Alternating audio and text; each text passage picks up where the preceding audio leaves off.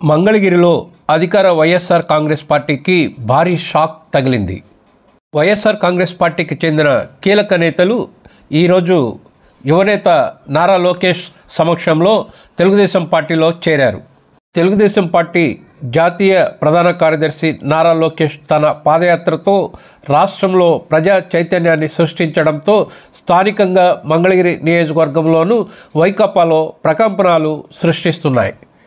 ఈ మేరకు ఉండవల్లి నివాసంలో శనివారం టీడీపీ జాతీయ ప్రధాన కార్యదర్శి నారా లోకేష్ సమక్షంలో అధికార వైఎస్ఆర్ కాంగ్రెస్ పార్టీకి చెందిన గుంటూరు జిల్లా ఆర్యవైశ్య సంఘం మాజీ అధ్యక్షుడు సంక బాలాజీ గుప్తా, మాజీ కౌన్సిలర్ మండ్రు రమాదేవి, మండ్రు రాము దంపతులు, మంగళగిరి వస్త్ర ఉత్పత్తి విక్రయదారుల సంఘం అధ్యక్షులు, సిటీ కేబుల్ ఆపరేటర్ పెండెం శివరామకృష్ణలు ఈరోజు నారా లోకేష్ సమక్షంలో తెలుగుదేశం పార్టీలో చేరారు.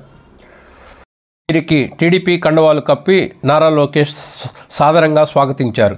త్వరలో ఏర్పడబోయే ప్రజాప్రభుత్వంలో అన్ని వర్గాలకు మేలు జరుగుతుందని, రాష్ట్రాభివృద్ధి, ప్రజా సంక్షేమం కోసమే అంతా కలిసి పనిచేద్దామని యువనేత లోకేష్ ఈ సందర్భంగా పిలుపునిచ్చారు.